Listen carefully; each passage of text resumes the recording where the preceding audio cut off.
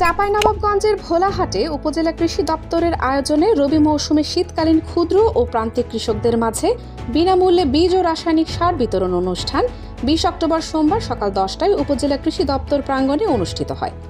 এ সময় অনুষ্ঠানে প্রধান অতিথি হিসেবে উপস্থিত ছিলেন নয়া উপজেলা ভূমি কমিশনার এসিলাইন মোহাম্মদ শামীম হোসেন। উপজেলা কৃষি অফিসার কৃষিবিদ মোহাম্মদ সুলতান আলীর সভাপতিত্বে আরও উপস্থিত ছিলেন উপজেলা যুব উন্নয়ন অফিসার মোহাম্মদ রবিউল ইসলাম কবিরাজ, আরডিও মোহাম্মদ সবুজ আলী, সমাজসেবা অফিসার মোহাম্মদ নাসিম উদ্দিন, কৃষি সম্প্রসারণ অফিসার মোহাম্মদ সাইদুল ইসলাম, মাধ্যমিক শিক্ষা সুপারভাইজার মোহাম্মদ হারুনুর রশিদ।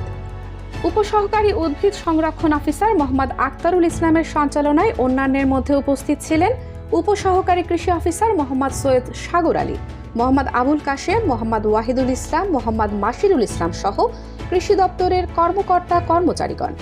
এ লক্ষ্যে আয়োজিত অনুষ্ঠানে 2025-26 অর্থ বছরে রবি মৌসুমে গম, সরিষা, চীনাবাদাম, শীতকালীন পেঁয়াজ, মসুর, খেসারি ও অরহর ফসলের আবাদ ও উৎপাদন বৃদ্ধির জন্য ক্ষুদ্র ও প্রান্তিক কৃষকের মাঝে বিনামূল্যে বীজ ও রাসায়নিক সার সহায়তা প্রণোদনা কর্মসূচির আওতায় ভোলাহাট উপজেলায় 4,490 জন ক্ষুদ্র ও প্রান্তিক কৃষকদের মাঝে বিতরণ করা হয়।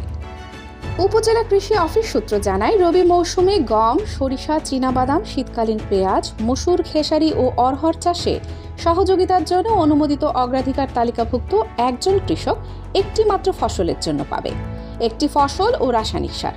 একজন কৃষক 1 বিঘা জমির জন্য 20 কেজি গম বীজ, সাথে 10 কেজি ডিওপি ও 10 কেজি এমওপি রাসায়নিক সার ও 1 কেজি সরিষা বীজের সাথে 10 কেজি এমওপি ও 10 কেজি সার। অনুষ্ঠানের উপস্থিত প্রধান অতিথি ও অন্যান্য অতিথিগণ সার বীজ বিতরণ করেন।